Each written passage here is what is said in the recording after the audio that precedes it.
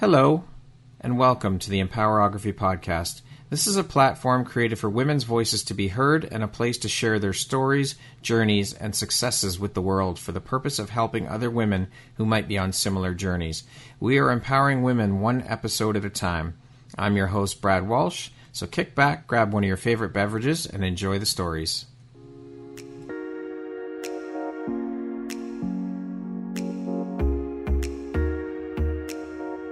If you're looking for jewelry that makes an impact on your self-care routine and your style, Empowerography would love to offer you a discount code to one of our exclusive partners, Quartz and Canary Jewelry and Wellness Company. Please use code EMPOWER15 to receive 15% off upon checkout at www.quartzandcanary.com. Quartz and Canary is truly the place where spirituality meets style. Hello there, Brad Walsh here, your host of the Empowerography Podcast. Today, my guest is Nadia George. She is a First Nations actor, media personality, and public educator. How are you doing today, Nadia? I'm doing great. I'm so excited to be here. Thank you so much for taking the time to be here today and make the time and share a bit about your story and your journey. I'm honored and very happy to have you here as a guest and as a member of the Empowerography community. So thank you. I appreciate you. So Nadia, you are an award-winning Mi'kmaq Canadian actor, media personality, as I mentioned, public speaker and facilitator. How long have you been working as an actor and media personality? So I got back into acting, I believe it was about 2016. Okay. And the media personality part just came, I would say, within the last year. It just kind of organically grew itself as my following on social media grew. And people just, I guess, started to want to be a part of my journey. So you said that you got back into acting. So I'm assuming you were in it for a while and then stepped away from it and now you're getting back into it. Is that right? I mean, I don't want to give myself too much credit. I used to do community theater when I was young. I don't think that's giving yourself too much credit. I think you stepped away from it. That's okay. Yeah. So, and kind of went into, other avenues as a child. And so, yeah, I just, I found the love for it again, which I'm sure we'll get into a little bit later. Yeah. So, yeah, I guess you could say you're right. I did. I got back into it. What inspired you to get into acting? So when I was little, I remember 2 points in my life. One was when I saw the play Annie, and I just loved the energy, the dancing, all of those kinds of things. And the other point was when I watched Benny and June. And, growing up in a childhood that was challenging and difficult, the idea of being able to be on stage and be in movies was, almost like happy escape. Right. And so when I was young, being on stage allowed me to be in a different world and be somebody else. And so that was kind of when I first got the bug and started doing community theater and singing and being in choirs. And then, life happens and my journey went in a different way. And it actually was in university. I was able to take theater as an elective, and I did theater for a year in university. And I just realized how much I loved it, how much joy it brought me. So when my son was kind of old enough doing his own thing, he had a band going and they were kind of touring all over Ontario and Canada. Okay. And I thought, you know what? If he can do it, I can do it. And now I've got some time to myself. So I just decided to take a risk. And so far it's paid off. And I'm really happy I made that choice. I love it. So your son inspired you. That's great. Mm-hmm. Do you remember what your first paying gig as an actress was? Yes, I do. It was for Paranormal Survivor, which is like one of those ghost docudramas. I played, paranormal investigator, an Indigenous paranormal investigator. And I think I made $50. People think you get paid a lot of money to do this in the beginning, and it's just so not true. You need to keep a day job. That is for sure. You need to pay your dues. Yes, absolutely. What is it that excites you or is your favorite part about being an actress? You know what? Honestly, it's about bringing someone's story to life. Yeah. Whether it be a fictional story or a factual story, just being able to see the world through someone else's eyes, even though we bring our own truth to it, it allows me to see the world from perspectives that I probably wouldn't otherwise. Excellent.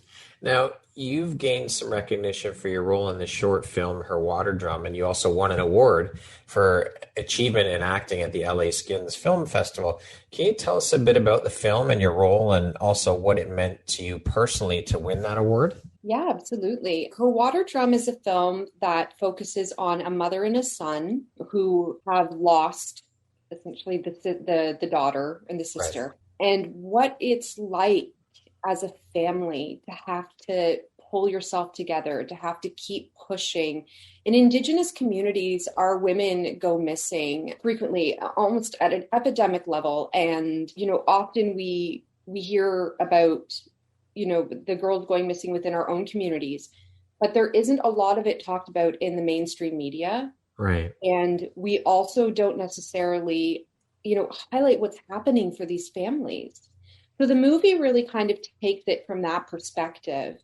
And I played Jolene, the mother. And for me, being a part of that movie was almost like a big weight on my shoulders, but it was a privilege to be able to play that role. I really just wanted to make sure that I did it justice, because there are so many families out there that are going through this and have suffered and are still suffering because of the loss of family members in our communities. And to me, this was a tool to be able to share it with the world and start bringing more awareness to what's happening. Right. Winning that award was almost kind of like a validation on, I guess, the work that I had done, and knowing that other people saw it and they felt like I did, I guess, that role justice, essentially. Yeah. And, brought a truth to that story. And that's really all I wanted for that piece.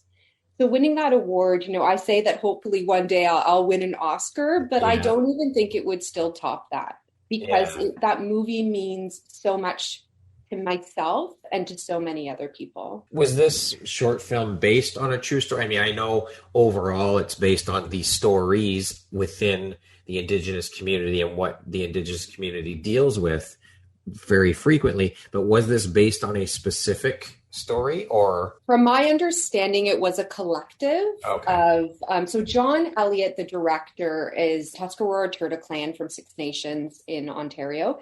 Okay. And he did a lot of research with families, stories, to really make sure that we were doing this in a very sensitive and caring way. So it's not just based on one story, but more a collective of how the families are affected. Okay.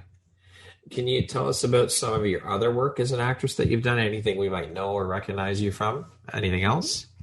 So I do a lot of docudramas. One of the ones that I find people most often message me about is Fear Thy Neighbor.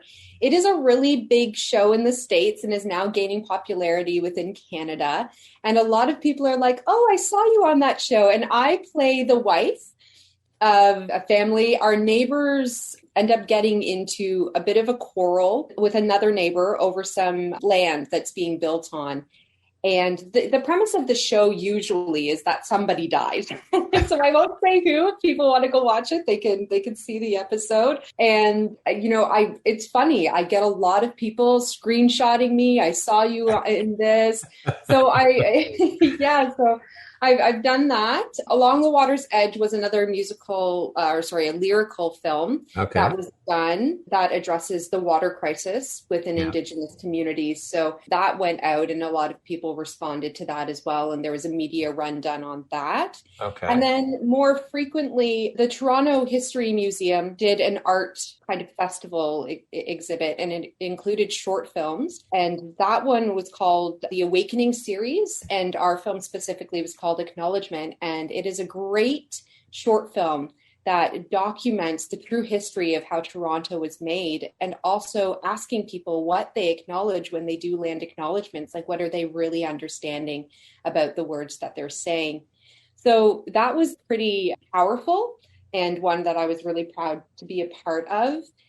And we have stuff still coming out. So in October, there will be a really cool kind of spooky horror 8-part series that will be coming out. I believe it's coming out on Discovery Plus. So hopefully it will be available in Canada. But as far as I know right now, it will be available in the States. I got to work with director Adam McDonald, who did Pie Wacket, and he's just amazing. If anybody wants to Google him, he's got work on Shudder. And when I found out I was getting to work with him, I was like, you've got to be kidding me. I don't really like to watch horror movies. I'm one of those people that can't sleep for 3 months after.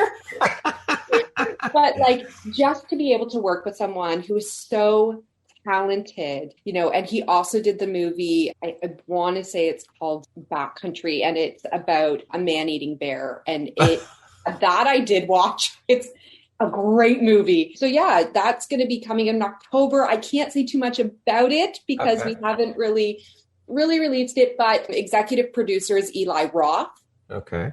Who did Inglourious Bastards and some other movies. So really, really excited for this to come out. Nadia, when you seek out roles, do you seek out roles that allow you to portray an Indigenous character in particular, or is this something that just kind of happens for you when you're taking on roles? So I do audition quite frequently for Indigenous roles. Okay. In regards to the roles that I've already been a part of, John Elliott had reached out to me and asked me to audition. Okay. I was very honored by that. And then I've worked with John Elliott on a number of projects.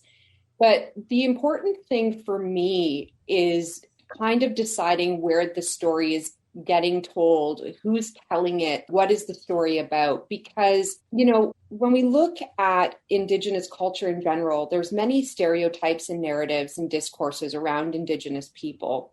And I think it's really important that it's the right people telling those stories. Right. So there have been certain roles that my agent has asked me to audition for that I just didn't feel comfortable that I was the person to do that, especially when there's stories about being on the reservation, because I'm an urban Indigenous person. And I think the other thing that we're really careful about is not putting ourselves in boxes that we don't belong in. And there's so much Indigenous talent out there that I want to make sure I'm still creating space for those people, or leaving space, I should say, for those people to also flourish.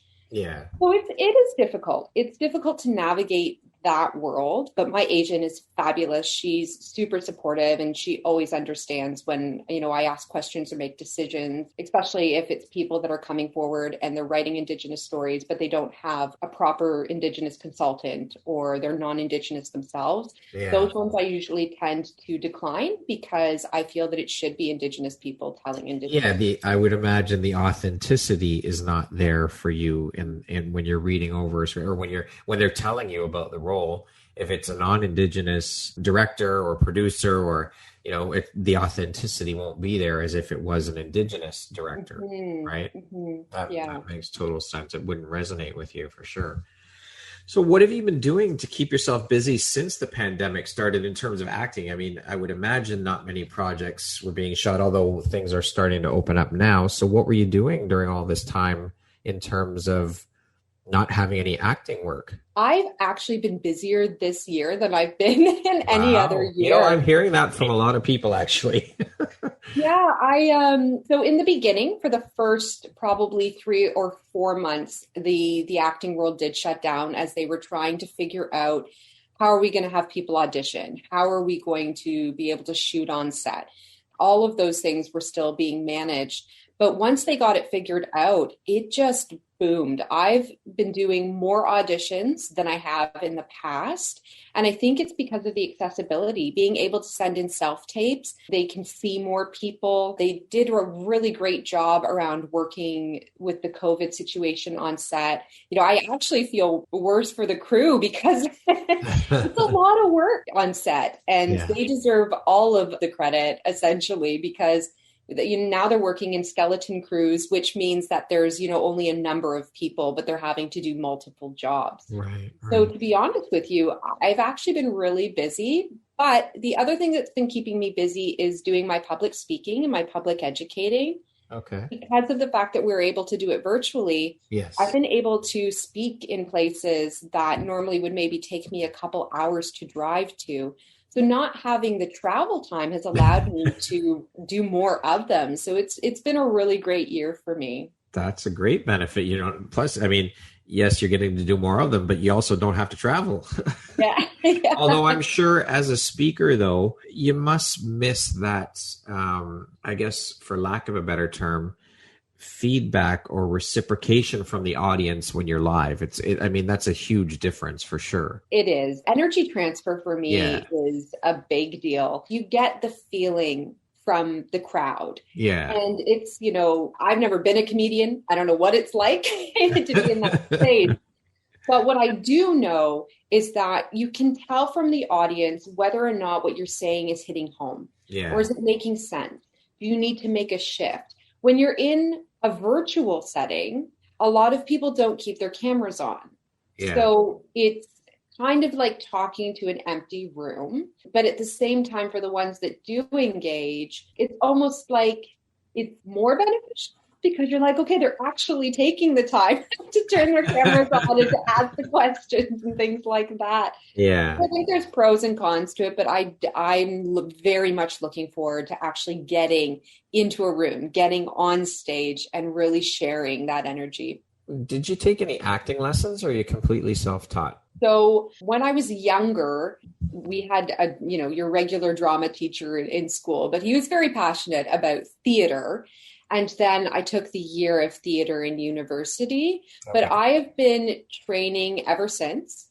I think that training and coaching is extremely important. People like Tom Cruise and Emma Stone still engage with coaching and training. It's not something that people should give up as an actor. I've, trained at Pro Actors Lab. I've done many workshops with casting directors. I'm currently a student with the LB Acting Studio, and I sit on their BIPOC committee as well.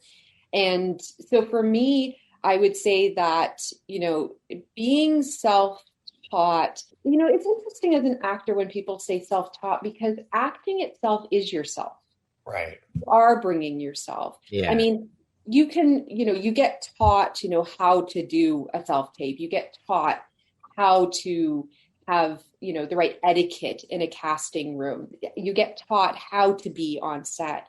But being an actor isn't necessarily something, if you want to be a good actor, isn't necessarily something that is just a book that one teaches you. It's really about what you're bringing to the story and how you perceive those characters and building, a life around them. Because sometimes we get what we call sides. So that means you only get a part of the script. Okay. So you kind of have to build your own story about who the character is. What was her life before? What is her life like now? So I think that these are things naturally that we do have in ourselves if you really do want to be an actor. But the teaching and the technical stuff is stuff that we are continuously learning. Well, I think that holds true in life in general. I mean, we must always be improving and learning and educating. I don't think we ever reach, at least we shouldn't ever reach that end stage where we don't have to learn anymore. I mean, life is a lesson. You're always learning. There's always stuff to learn, and you can always, always, always improve in every area. I agree. That's why I always say to my clients and to the youth that I meet, I'm like, there's a reason why there's not 25-year-old Zen Buddhas. There's a reason, because it takes so much time of learning and practicing and growing that awareness and experiencing things and failing. And like you said, most of us, if we're looking at, the hierarchy of needs and self-actualization, is most of us continue to realize that we're still so unaware of ourselves as we get older. So it's, that's the great thing about life. Yeah, always a work in progress for sure. What's the first thing you do to research and approach a role? So I actually just read the script as a book. Okay. I just try to find the nuances and understand it. I think in the beginning, and even sometimes if it's a really big role, we get nervous. Yeah. And so we try to just focus on remembering the lines. But when we do that, we lose the emotion of the characters. And emotion is essentially what keeps memory. So if things don't have an emotional tie to it, it's harder to remember.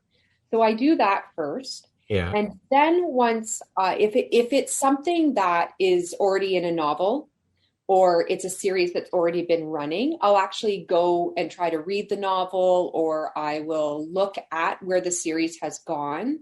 Yeah. I also look at the other characters' breakdowns and find out what are the relationships there? What do the characters bring to each other? And that's kind of how I do my research. And then the other thing I do is I either think of things that have happened in my life that reflect maybe the journey of the character. Yeah. Or I speak with someone I know that's been through something like that. And really try, like I said, to feel it. I think so often we as actors, go into psychology, and my acting coach, Lewis from LB Acting Studio, he's amazing. He's going to hate that I gave him a plug there. But, he said to me, it's not psychology, it's physiology. What does your body feel in this moment? Yeah. How would you actually be in this moment? And so that's kind of the perspective I take it from. Okay. What would you say is your strength as an actor? Oh, that's a good question. I honestly have a good memory. So that's one of the things that I would definitely say is that I actually do have a good memory. It's easy for me generally to remember lines. Yeah. But I also think that, I have a lot, I don't know if I want to say, I guess it's built into a strength, that I have a lot of different lived experiences. And also being a therapist for over a decade, I've been able to listen to other people's experiences and truly listen. So that kind of is one of my strengths, is that I do have so much tucked away in my toolbox to be able to pull from, that when I'm in those moments, I usually, not always, but usually can really feel what the character's feeling. Yeah. Who do you consider to be your acting role model? Whose career would you like to emulate, and why? Oh, there's so many. I love Anthony Hopkins. I love all of his movies. I love the way he approaches his roles. I follow him on Instagram. I love Anthony Hopkins, but I also, there's just so many that I think of. In regards to females, I would say Helen Mirren. Yeah. Really, really love her. I love a spicy character. And I find that the two of them tend to play spicy characters. They tell really great stories. So for me, those are kind of my role models in regards to the actual talent. Yeah. And the drive that it takes to be an actor. But there's so many. There's so many out there. I don't even know that I could name them all. Yeah. So let's go back to, I know we touched very, very briefly on your public speaking. How long have you been a public speaker and facilitator, and how did you get started in that world? So I actually only started public speaking maybe about 2.5 years ago. It actually just kind of came out of the blue. Somebody came and asked me to be a speaker at a gala to share my story. And I just realized how much I enjoyed it. It is super nerve-wracking. People think because you're an actor that you can just get up on stage and you can tell, just speak these words. But when you're in that room for the first time and you realize that, when you're on set, you get to do it 10 times if you need to. Right.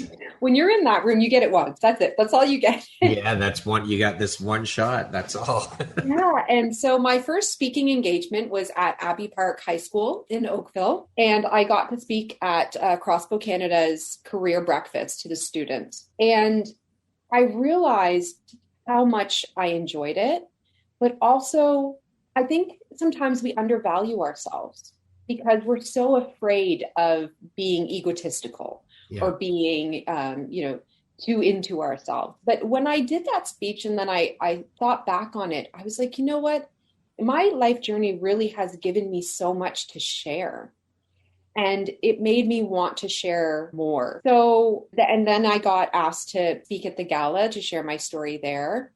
And it was nice to see people actually wanted to hear it. I was kind of surprised. And at that point, that's when I just started realizing, you know what, how else can I work with this? How else can I share my story so that way I can support other people or empower other people? That's got to feel great to know that people want to hear your story and are engaged when you're speaking about your story. So I'm assuming that most of your public speaking engagements are you talking about your personal story. Like that's your favorite topic to speak on, I would imagine. You know what? My favorite topic is actually just speaking about Indigenous challenges, which, you know, still kind of ties into my personal story. I don't mind sharing my personal story because I do want people to know that you can come from very little and have very little, but still have major successes, big successes, and even, you know, small successes or big successes. I know that sounds a little bit crazy. But for me, you know, I've just realized having this platform, it's so much bigger than myself. And I think it comes from more of a place of authenticity when you're speaking about your story because you lived it. It is you, right? Yeah. My favorite topics are really in talking to youth about, you know, what they can accomplish and hearing and sharing their dreams. And also, you know, bringing awareness to the challenges that Indigenous communities face. And also trying to change this narrative about what it means to be a contemporary Indigenous person now with everything that's going on. Yeah. So in addition to all of these things that you're doing, acting, public speaking, philanthropic work is very high on your list of priorities. What is it about philanthropic work that lights you up or inspires you so much? I think it's, you know, we all search for our passion and our purpose. That is what keeps us healthy. And, you know, my humanitarian work, that's what it does for me. It literally feeds my soul. And I just don't know who I would be without it, to be honest with you. I've always wanted to help people. I watched my dad, you know, go through a hard life, and he still found the time to volunteer with things like Special Olympics. And he had instilled in me at a very young age that it was important that we give back to our community, that we protect our loved ones, that we do what we can to make this world a better place than it was, you know, before us. Yeah. So I think that's just something that was always instilled in me. And it's a part of being Indigenous. Community is so essential. You know, I've heard it being said that we're all links on a chain. And when that chain gets lifted, we all rise. And that's how I feel. I think that there's just so much good that can be done in this world. And all it takes is one person. And I just hope to be the role model that I never had. Yeah. And, you know, my father would tell me that, you know, you're born with so many gifts. Creator has given you all of these gifts. So as you know, gain knowledge, use those gifts on your journey. So that way, you know, in your next life, you can share all that you've learned. And I have always found that to be a beautiful saying. But for me, it's like, I want to share it now. I'll share it then too, but I want to share it now because I have the opportunity. And I feel like it's just an obligation I've taken on. I love that you said it takes one person, because I think that so often when we talk about making a difference or doing philanthropic work or anything along those lines, people get stuck in this mindset that, oh, what can I do? I'm only one person. I can't make a difference. But it's that little bit that you contribute. It's that contributing piece that starts the wheels in motion, that is a link in the chain, as you said, that makes that difference. And then everybody else joins in. And like you said, it raises the chain. I just wish that more people would get on board and realize that, you know what, you can make a difference. No matter how small you think it is, it's still a contribution which will raise the entire cause. Absolutely. I think often it's just because people don't know where to start. Yeah. You know, and I say that, like, they're like, well, I don't understand why this person isn't doing this. And I say to them, you know, sometimes it's not the fear of failing, it's the fear of succeeding. Yeah, like, very true. What do we do when we succeed? And even for me, as my platform grows and my following grows, you start to question yourself, and you do become fearful around success and what that means, because it is a large weight, especially being a person who people have said that, you're a role model for the youth, you're a role model for future generations, you're a role model for single moms, That's a big responsibility to carry. It's a huge responsibility. And but it's not meant for everyone. And I think that we need to start showing kindness to people who aren't just out in the public and using their voices that way. There's so many ways that people can support initiatives, even just sharing the post, talking about it to a neighbor, donating if you have the money. I think often we just, we put kind of a label on what it means to be a humanitarian. And I just don't find that label is always accurate. I think it all starts with discussion, though. That's where everything begins, is talking about it and bringing awareness to whatever cause it is that we're talking about and trying to further. But it starts with discussion and talking about it. Then the action starts. But like you said, just having the discussions, bringing yourself the awareness about the topic, and then going from there. That's those little things, like you said, comment on a post, share a post, whatever it may be, that is contributing. Although it may seem very small, you're still taking part in it. Yeah. And the comments and the shares, I think people, maybe they do know, maybe they don't. But for me, when I see somebody comment on a post that, meant a lot to me, or someone shares a post of mine, that actually is doing the work that I'm doing. They don't realize it, but they're empowering me. They're supporting me. They're helping inspire me to continue to do the work. So when people are like, "Oh, I wish I could do the work that you do," well, you are doing it. You're just doing it in a different way because you're empowering me. So I like to thank people when they do share. If I can, I don't always see it. Of course. But when I do see it, because they didn't have to. And that to me, it means so much. It speaks volumes, and gratitude is so important and integral today. And like you said, kindness and things like that, like these things are so simple for people to put forth into the world. Yet, I don't know, we as a human race, I can't understand why we struggle so much with the simple concept of kindness. It really is very, very simple. When you break it down to bare bones, it doesn't cost you anything to be kind to anybody. And it's such a simple thing to do. And it makes someone else feel good. Yeah. In fairness, I think, some people might argue with me, but I think that that's a cultural thing that gets instilled in us in a Western world. Coming from, and being mixed Indigenous allows me to have two perspectives. It allows me to be in two worlds. And coming from the Western world, where it's very individualistic, I don't even know if that's a word. Did I just create a word? No, I know what you mean. Everyone's out for themselves. But that's something that's instilled in us as young children. It's, who's getting the A's in class, who is participating, who's doing their best. But from an Indigenous perspective, we come at it from, we all need to help each other. Community. When one isn't doing well or when one is weak, we step in to support that person's role, because we will all flourish if we do that. That's right. So this idea that, we put so much emphasis on, I'm an individual person. I did everything on my own.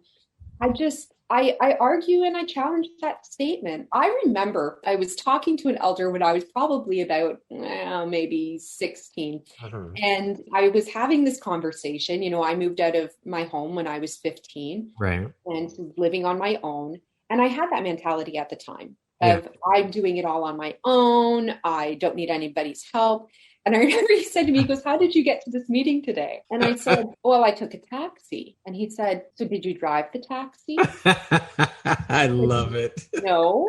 And he goes, "So who drove the taxi?" I said, "Well, the taxi driver." He goes, "So somebody helped you get here." And I just kind of sat there, and I remember being very angry because I couldn't argue with it.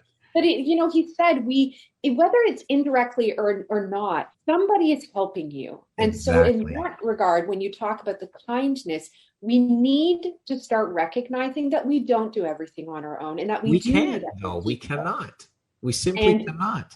Yeah. And we need to show kindness to people, because without others, regardless of how we see ourselves, we probably wouldn't be wherever we are today in our own successes. I agree with you 100%. And all of this needs to start at home with the foundation of instilling these values into our children from a very young age, so that as they grow, it's just instilled in them, and it just becomes part of who they are. And that's it. They don't know any different. And that's where it all starts, is instilling these values in our children to carry on for future generations.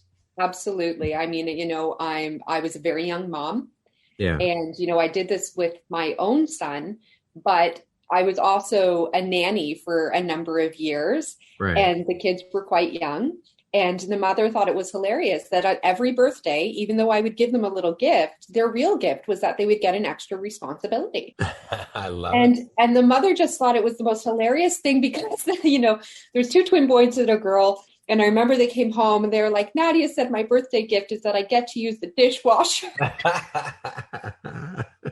It's like teaching our young ones that we all need to contribute. For sure, 100%. Because then they grow up just knowing that this is part of who you are. This is what you have to do. You have to do things to help out around the house. And kids should be taught to do chores and that they have responsibilities. Absolutely. This way, when it comes time to actually going out and getting a job, it's not a big deal. Oh, this is part of my responsibility. I've got to put the work in. I've got to do the work. Yeah. And to work as a team, to strengthen your team. Again, it's all about community, for sure. Absolutely. Nadia, can you talk to us a bit about some of the organizations you work with and your role within these organizations around your philanthropic work? Yes, absolutely. So I just most recently, and the one thing I'm really excited about, have been announced and have joined Water First, which is a non-government organization that works through education, training, and collaboration in Indigenous communities within Canada. Congratulations. To do water science, and also they do intern water operator certifications.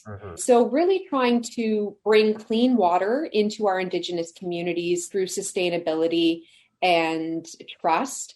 So that's very, very exciting for me. The other one that I work on, I sit as an advisor with lived experience for the Child Welfare Political Action Committee, so the Child Welfare PAC. And essentially what we do is we speak with ministers and MPPs and people in the community who are kind of in charge of policy building to create brighter futures for current and former foster kids. As a person with lived experience of the child welfare system, I think to myself how much more I could have possibly done, or maybe even what I've done now, but sooner, if I had just had the right guidance. And I think that when we ask when the government is parents of children, we want to make sure that these children are getting the most supportive, loving, kind, and empowering parenting possible. Yeah. So part of the Child Welfare PAC, our successes are so amazing within the 4 years. We're still a very young organization. My best childhood friend, Jane Kovarakova, is the founder and CEO. And she also has lived experience. And our private members bill for the Fairness Privacy Act, which will essentially, hopefully, give more control to former and current foster care kids around their own files, has just passed second reading. So we're really excited about that. That's awesome. And another success of ours is we have over 250 free tuition spots within 15 universities and colleges across Canada in 5 different provinces and growing.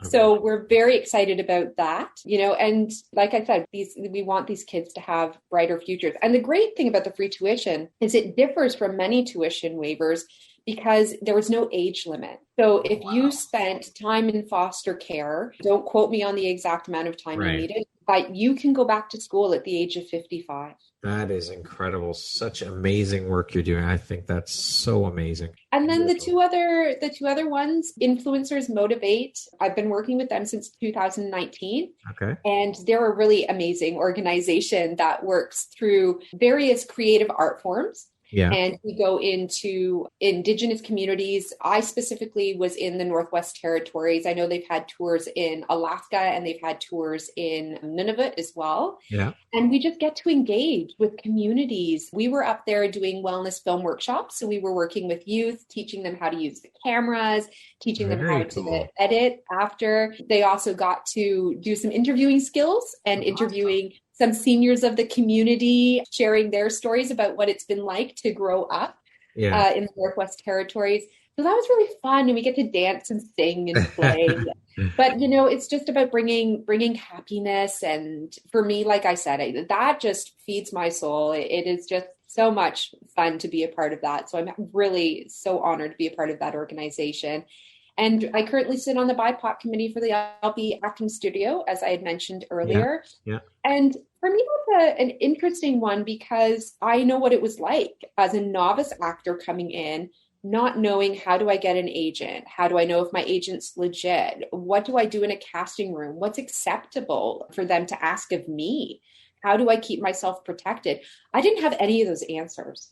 And so when Lewis asked me to be a part of the BIPOC committee for, the new and novice or even experienced actors, I was really honored. And I just hope that I can keep, people safe and that I can give them some of the guidance that I never had, because it is definitely a difficult world to navigate when you're on your own. Well, I think it's incredible, all the work you're doing. It's beautiful. Thank you. Now, I read that the focus of your work is on uplifting young voices. And I know you mentioned you like working with the youth, addressing stigmas around contemporary Indigenous identity and advocating for the equity of Indigenous communities and people in Canada. Can you speak to us a little bit about why this is so personally important to you? Absolutely. As a youth who lived a very challenging life and being the oldest of all my siblings, I didn't have what I would consider at the time a healthy role model. And it led me down a lot of toxic, painful relationships and roads that I think otherwise I wouldn't have gone down if I had had at least, a few good, healthy role models growing up as a very young child. And I guess for me, it's just, I want to protect, first off, our women, our young girls, because I know what that's like. And, being a young mom was difficult navigating that as well. But also, just watching my parents and the struggles that they face with their own internal pain and having to heal through that intergenerational trauma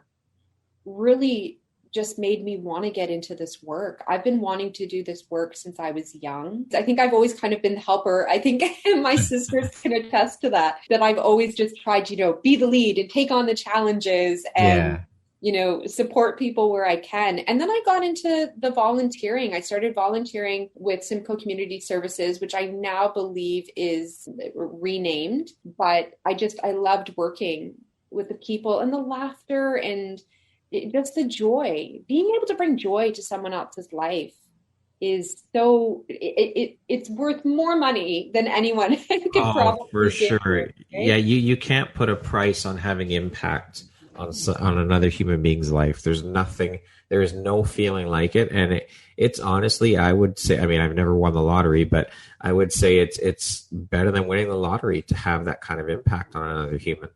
Yeah. And I think for the Indigenous pieces, my father was, like I said, he chose a rocky path and he was incarcerated most of my childhood, but we always were in contact. Yeah. For the most part. There was a few years that we weren't, but, he wanted to do this work. And I remember hearing the pain in the letters he would send me, or the pain in the voice when he would call me, or even when we were in person having conversations around what was happening to our Indigenous communities. And the narrative about Indigenous people, these made up outright lies, and the way that the Canadian state was built. And for me, it just, I didn't really understand it as a young child. But when I got into college and university and started to really do research on the statistics, when it really hit me, and I was like, at that time, I didn't know I was going to have this platform. But what I did know was that I wanted to try to do this work in some capacity of just trying to bring more awareness to the truth of what's really happened in this country. And I think as a mixed Indigenous person, also having settler Canadian descent, I felt like I had an obligation because I know that sadly, my voice gets heard in rooms where other Indigenous voices don't. And so I'm not saying that's an obligation for all mixed Indigenous people, because I would never put that on anyone, but I've taken that on myself. And I feel like I have a privilege to live the life that I do. And so I need to use it for more than just myself. I love that. And I love the awareness around it. It's phenomenal. What are a few of the most important stigmas around contemporary Indigenous identity that are in urgent need of addressing, in your personal opinion? I think the fact that that there's this conversation that every Indigenous person lives based on the taxes that are paid by Canadians.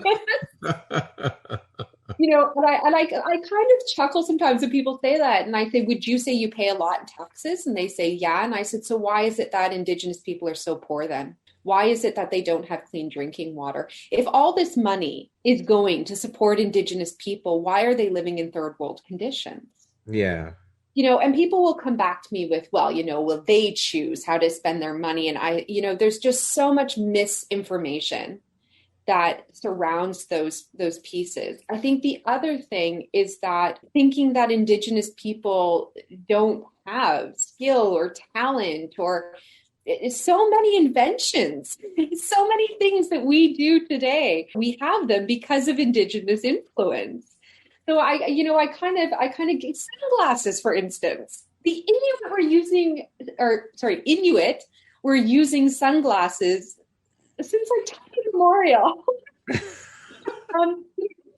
Things that people don't recognize or realize. And I think also the stereotype of what we're supposed to look like. And this happens a lot in Hollywood. What does it mean to be a Hollywood native? They have this idea of this consistent dark skin wearing leathers. It's quite interesting. And I even spoke with, I guess I would say, some newcomers to Canada. They came from Italy. And I remember them telling me they were shocked when they got here because they actually thought that when they came to Canada, they were going to see Dances with the Wolves. And, they said this in the most kind and empathetic way, but it was just this idea of if that's what's being put out into the world. So for me, it's like, okay, we need to start having these conversations. Yes. We need to start talking about the talent, the skill, the intelligence that's within our communities. We need to start talking about the contributions that Indigenous people have made. Educating people. Absolutely. We need to start having these conversations. So I think for me, Canada, right, and more specifically right now, we need to start talking about the truth of how Canada was formed. And when people say to me, but look at all that we have now, like Canada is such a great country, look at all that we have now. I always kind of throw out there, I'm like, well, it's interesting you say that because we actually don't know if it's worse or better. Yeah. Because we never got a chance to collaborate. Yeah. We never got a chance to work together. Canada, as a country known now, could actually be 100 times better. We'll never know that until we start doing that work. And the other thing I find is funny is that a lot of environmentalists, are pushing for clean water and stopping the cutting of the trees, which is amazing. But when our government is looking to other countries like Iceland and Sweden to find better ways to start doing things, I kind of chuckle to myself. I'm like, okay, but we were doing that before you came. Yeah. Like these are not new within things the country. To us. Yeah, look within the country. Yeah, so why don't we start looking at and speaking with the original peoples of this land? Right. That's where that education and ears. Absolutely. What are some of the struggles or adversities or stigmas that you personally have faced or had to deal with? And also, have or are they worse for you because you are an Indigenous woman? So one of the things that it's a tricky one for me because in the sense of non-Indigenous people, I'm white passing. from what I've heard from my own community, they're like, you need to stop saying that because you do look Indigenous. But for non-Indigenous people, because there's this stereotype of what Indigenous people should look like, I'm white passing.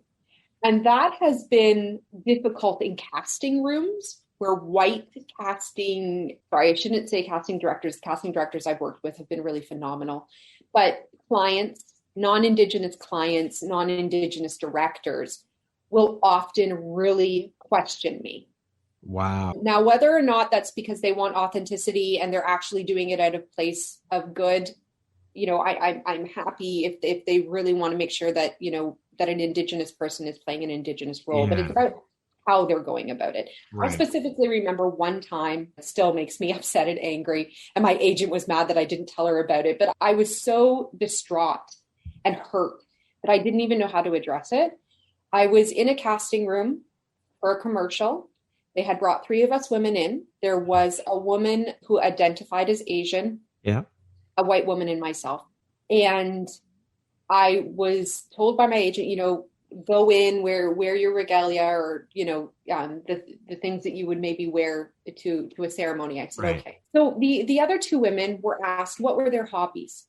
What were some of the things that they liked to do? When it came to me, they just asked about my clothes. They didn't see a person at all. They saw an object. Wow. And when I had started talking about it, I had talked about how a friend of mine had gifted me the necklace I was wearing. Yeah. And as Indigenous people, gifting is very important. When someone gifts you something, you either, give them tobacco tie, or you gift something in return. Even if it's not in that moment, the gift is there waiting. Right.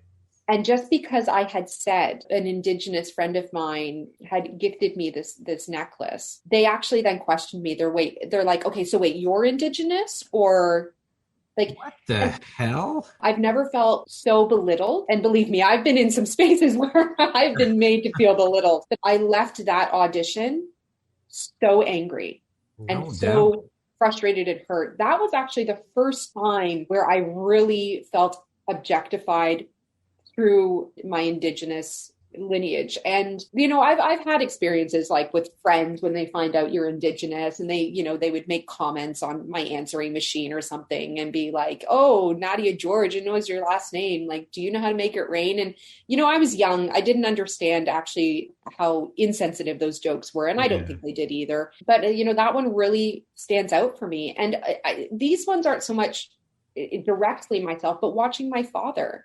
Yeah. When he was in these institutions, for the longest time, he was not able to attend ceremony. He was not able to heal in a way that was conducive to Indigenous people. And it wasn't until about 97 or 96 that I remember him sending me a letter and being like, I get to go to Sweat Lodge. They're allowing us to go and, make medicine bags this week. They're busing us. And the joy that was in the letters and in his voice, it was heartbreaking, but also fulfilling at the same time. Because for me, it's like, I just don't understand why it took them so long. But at the same time, I'm glad that you're able to engage. Yeah. So these are, the pain is real. The only thing I'm very careful of is that I don't like to say that I've had it worse, because my father was very good about making sure that, I understood that, yes, I had struggles. I grew up poor. I grew up being disconnected from my family. I had went through toxic relationships and various types of abuse as a child and also into adulthood. But my struggles are still different than those who live in rural Indigenous communities. Yeah. And so that I just don't claim those things. And instead I find a way to support. Yeah. And I find a way to create positive change. So speaking of support, how can non-Indigenous cultures or people get involved and help with addressing these stigmas and help advocate for Indigenous communities? I mean, I know that we spoke about conversation, talking about it first and through education, but how else can they get involved? I think it's having the conversations, honestly, with your neighbors. Yeah. I think it also, like you said, it starts at home. Yeah. Teaching your children, talking to your kids about it. There's so many books out there for children they can read, and just taking the time to even just Google Indigenous authors. Right. Start reading some of those books. The other thing that I think is important is if you're looking for specific information, going to a friendship center and just saying, I don't really know where to begin. I want to start to learn. You can do that as well. Okay. But there's so much information available on Google. To me, there's no excuse anymore. Yeah. The information is out there. You can access it.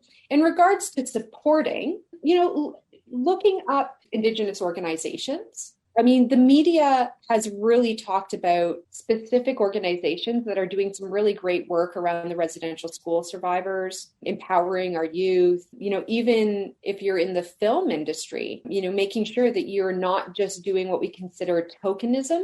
Yeah. That if you're going to bring Indigenous people in to play roles, they can be doctors, they can be teachers. They don't just have to be Indigenous people and represent an Indigenous person. Yeah. When we talk about branding, I think a lot of people think when we think of support, we're thinking of, donating to organizations.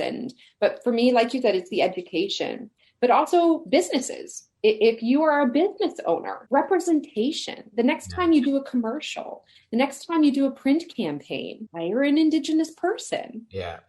Work with them, talk with them about what they could see the campaign as. And I think that's kind of where it all starts. I think you can come at it from every angle, putting ads out in Indigenous communities, when there's job openings, things like that. I think it's just a matter of taking the extra effort. And a lot of people, like I said, are fearful that they're going to get it wrong. Yeah. We're all going to get it wrong sometimes, but that's the only way we're going to learn to get it right. That's right, for sure. What are a few things about Indigenous culture or people that others can't seem to understand or get a grasp of, do you think? I honestly think community. Yeah. I think the way that we work, the way that we support each other. Honestly, I mean, it shows all throughout Western world. It was something that's where the attempted eradication, a part of it, is really about. How can I grow as a person if I'm having to give to other people? It's such a one-minded thought that people just can't understand the concept for some reason, that we're strengthening each other when we work together. But also caretaking. When I worked for, I'll just say, a child protection agency, I remember a worker came in. I was supporting a mother and her son at a friendship center and was doing some parent coaching with them. And I remember the worker came in and she asked me where the son was. And I said, oh, well, he's playing in the gymnasium. And she goes, well, where's the mother? And I said, well, the mother's cooking in the kitchen. She goes, well, why are you the one watching the child? She should be watching. That child should be with the mother. I said, excuse me. This is how Indigenous people work. Our aunties, our uncles, our cousins, we're all a part of caretaking. That's where more knowledge comes from. And it was a concept she just couldn't understand. She was like, well, how am I going to know if that mother's going to be able to pay attention to her child when she's, and I'm like, I was so baffled by this. And even the idea of like adoption. For us, adoption is not about paperwork, and it's about when a family needs support, we come in and we help with that. Sometimes people are ill, sometimes people are healing, they're on a healing journey, and they don't have the capacity in that moment to be the person they need to be for everyone else in the home. And we come together to support those moments, not to shame them or to judge them, but to give them space to grow. And so, for me, I think that they just don't even understand how we work and why it worked.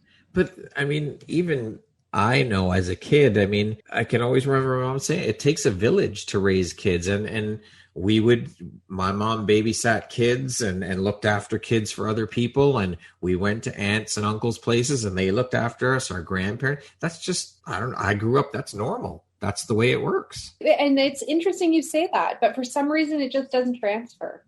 It so doesn't transfer. It's so bizarre. I think the other thing that people don't recognize and they don't give credit to, is the resiliency that's in our communities. For centuries, people, not everyone, but people and organizations have been trying to eradicate us, and we are still here. So it's like disgusting. It really is. the resiliency and strength of our people, the knowledge that we carry. And that goes back again to what I was saying about the government going to other countries looking for answers. And I'm like, you're discounting the amount of knowledge that is kept here in what, people call Canada, but in Turtle Island, there's so much knowledge. Yeah, I just think that we are so undervalued. It's ridiculous. It absolutely is. Mm-hmm. Nadia, to date, what would you say is your biggest high or your greatest win? I think a lot of people would say their children, which I do love my son, and he is really wonderful. Of course. He's done well for himself. Honestly, my biggest success is me. I have had to do a lot of work on myself. I have had to fail multiple times, get myself back up. And so I think that my own journey is my biggest success. And I don't think that there's anything wrong with us saying that. No, I think we should celebrate ourselves. Yeah. And I think because of that, now I'm in a place where I can help others. And that's just kind of that's an extra bonus to what I feel my success is. It fills me up so much. And it makes me want to continue to work on myself, continue to be a better person, continue to learn from my mistakes. I love that answer. I think it's beautiful. What do you think your unique skill set or superpower is that's helped you become successful? Listening, having to learn to listen. I think speaking with elders, but also my schooling in social work has really taught me what does it actually mean to listen. And I would also say being observant, that, just having to kind of survive through some points of my life, observing and listening.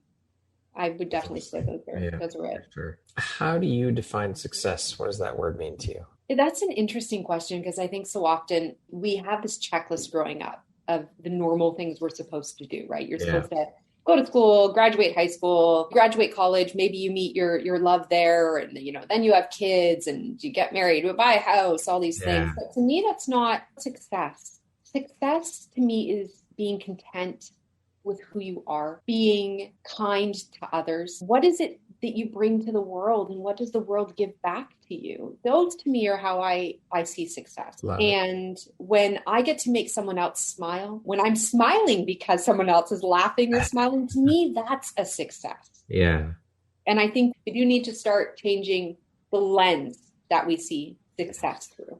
For sure. What was a turning point in your life, and how did it affect you? I believe a turning point for me was honestly when I went to college, because I started to understand my own journey in a way that I'd never seen it before. Some people would say escaping the abusive relationships I was in, some people would say gaining this platform, but for me, it was really about the schooling. Some people say you don't go to school to be a therapist to gain your own therapy, but you do, whether you want to admit it or not. When you're in those programs, it really helps you understand how you affect the world and how the world has affected you. So I think that was a big turning point for me, because it really opened my eyes around what I needed to do to improve myself, and the idea of, this, you can't give from an empty cup situation. So being able to have knowledge where I could help other people, I would honestly say that was the turning point for me. And my life has never been the same, thank goodness. I've definitely made a lot of mistakes since I went to school and since I graduated. But that's part of life, is making the mistakes and learning from them. Sometimes. No, it's like you said, we learn from it, right? Yeah. And going to school was one of the best things I could have done for myself. What makes you feel inspired or like your best self? Oh, laughter. When I get to laugh with people, whether it be my friends, family, youth, colleagues, I always feel my best self when I'm laughing, when I'm engaged in humor, because it everything else in the world stops. And I just get to be in that moment. And it's a moment just full of joy. There's nothing else in that space but joy, humor, and happiness. Well, as they say, laughter is the best medicine, right? Mm-hmm. Okay, we're going to jump into a little rapid fire section. So the next group of questions just be 1, 2, 3-word answer type thing, okay? Okay. How would you describe yourself in one word? Silly. Love it. Silly, geeky, and What's the first thing you notice about a person?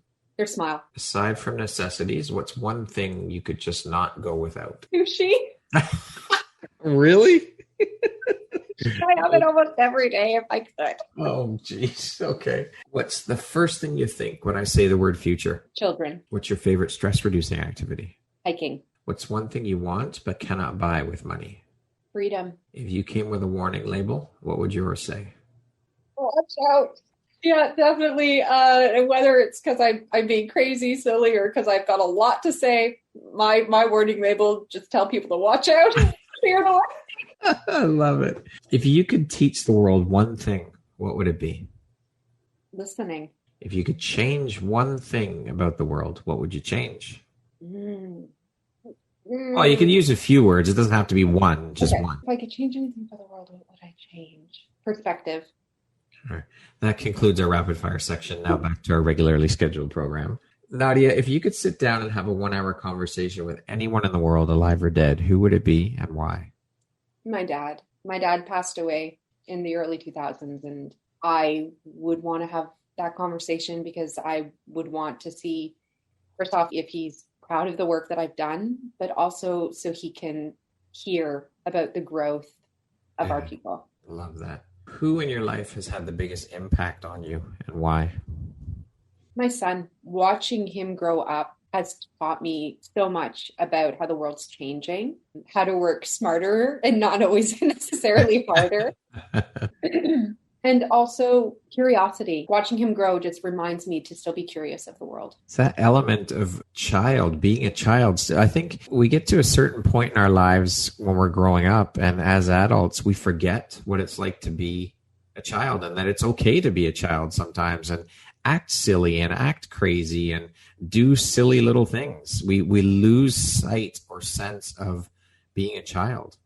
Absolutely. It's key. It is when people are like, oh, what skincare do you use? I'm like, it's called laughter and curiosity and silliness. And I love that answer. Staying is young. What does the word empowerment mean to you, Nadia? Support. When we are empowering others, it's really about finding what they do well or what they love and supporting that. Sometimes people see empowerment as, yes, we share our own stories and that empowers people, but it's not about us. Empowerment is about others. And so that when I think of empowerment, I think of supporting people. Okay. If you were writing your autobiography, what would the title be? Oh my. That is a good question. Maybe just finding me. Beautiful. Simple. 2 words. There we go. What is your personal motto? Oh, your future self is excited to meet you. I love that. Yeah, I think about it all the time. When I speak with youth, I always say that. I'm like, you've got so much time. Yeah. And, I'm curious. I'm curious about what my 50-year-old self is doing. Yeah. I wonder what she's up to, and I wonder what she's learned. And I'm just as excited to meet her as I know she is to meet me. We do have time, but we also have to teach our youth not to squander it either and to take advantage of it. Because honestly, I mean, the older you get, the quicker life seems to go by, the quicker time passes. Yeah. So I think we have to also instill that lesson not to squander the time and to make use of it, take advantage of it, because you really don't know how long you have here. That is true. Right? That is true. I think, I think you bring up a good point. And again, it's about looking at success and what are we teaching our children. And when we talk about squandering that time, because I encouraged in my son to, if you're curious about something, if you enjoy something, dive in. Yeah. And if that changes, don't beat yourself up over it. Go wherever the wind is taking you and just learn about yourself and the world. And again, I think that is a very, very important and integral lesson that we have to teach our kids too, that, you know what, if you find something that you're passionate about and you love, go for it. Go all in and just do it. Because again, you only get one go around here at this thing called life. So why not do what makes you happy instead of pissing away the time or wishing away the time? Like, you think about all these people that have these 9-to-5 jobs that they fucking hate, and they spend the week Monday to Friday hoping and wishing and looking forward to the weekend. You're pissing away 5 out of 7 days That's a horrible way to live. It really, really is. And, my son is a very strong advocate, as I said, about working smarter and not harder and making your money work for you and all these kinds of things. He definitely knows way more about stock trading than I do. But, he went through his phases. He went through everything from wanting to be, or he thought he was Bilbo Baggins, to sleeping in his toy box because he was a vampire, to me taking him to Lancaster, Pennsylvania because he wanted to be Amish. This is, I've got it. My child is very eccentric. Apparently. But you know what? He's successful in what he's doing now. And I truly believe it's because I allowed him to just find himself in the world. Such an important lesson for sure. Nadia, what would you say is one of the most important things you've learned in your life? And what was your life like before learning it? And what was your life like after learning it? Building boundaries. That is one of the most important things that we need to learn to do, is building healthy boundaries. I have allowed so much taking to happen in my younger life because I thought that that's what I was supposed to do. When it came to toxic relationships, I don't use the word allow. That is something that happened to me versus something that I did. And I've recognized that. And so building healthy boundaries in both aspects. Even now it's hard because I want to say yes to everything. Yeah. I want to help people. But sometimes we have to say no. And there's nothing wrong with that. I think it's about how we're saying it. So, I'm just very honest with people when I just don't have the capacity. Or maybe I had the capacity in the moment and I said yes, but other things have arisen. I send my apologies and I just say, at this time I have to postpone and, can we collaborate at another time? I think that we need to start teaching our kids these things young. Something as simple as, we have a tendency to want to force our children to go hug people. Yes. I don't think that that's okay. Yes. I think that we need to listen to our children. And if they don't feel comfortable hugging someone, that they shouldn't have to. Just simple things like that we need to start instilling. So I would definitely say setting boundaries. It's funny you bring that up. I've had that conversation recently, and actually just before you and I got on this interview, I was speaking with a friend about the word no and how it's okay to say no. People have such a hard time saying that word, and it really is a huge 2-letter word and it carries a lot of weight. But I think that we need to learn that it's okay to say no. And going back to what you said about not being able to pour from an empty cup, and you got to do what's right for you in the situation. And it's funny too, because I find that when we do say no, it's like people are waiting for the other shoe to drop and give them a reason why we're saying no. You don't have to give anybody a reason. The answer is just no, and that's it. You don't have to explain yourself if you don't want to. Yeah, I totally agree. And I think on the flip side of it, we also need to start teaching ourselves and teaching our young ones that it's okay to be told no. Yes. Oh, absolutely. Yes. They need to get used to hearing that word. Absolutely. Because you're not going to get a yes for everything. Yeah. And that's why, like I say, especially when we talk about relationships, you're not going to be for everybody and not everybody's going to be for you. And that's okay. Right. That's right.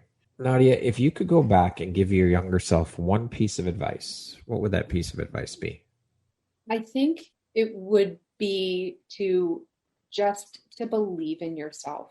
No matter what anyone else says. We talk about the opinions of others. We talk about showing ourselves kindness. We talk about all of those things. And I would just tell her that she is worthy, that she deserves to be in healthy relationships. And that when something doesn't feel right or feel safe, you need to leave. You need to change course. And there's nothing wrong with that. And if someone is pushing against it, that's even more of a red flag, that they're not the right people in your lives, whether it's friends, family, relationships, and just to believe that your gut is telling you where you need to go, and just to believe in yourself and trust in yourself.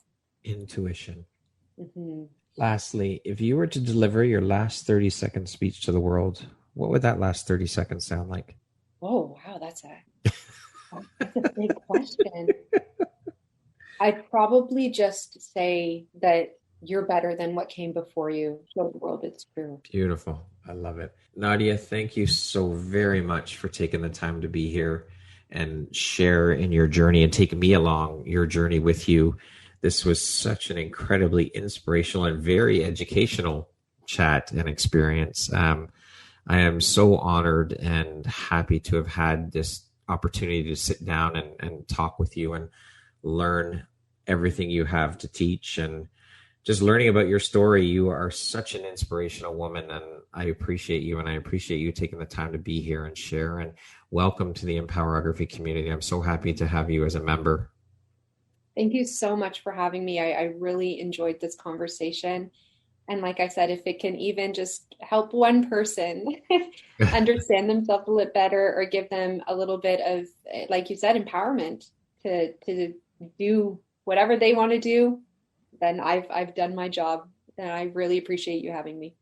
My pleasure and my honor. Once again, my name is Brad Walsh, host of your Empowerography podcast. Today, my guest has been Nadia George. She is a First Nations actor, media personality, and public educator. Thanks so much, Nadia. I hope you have an amazing rest of the day. You as well.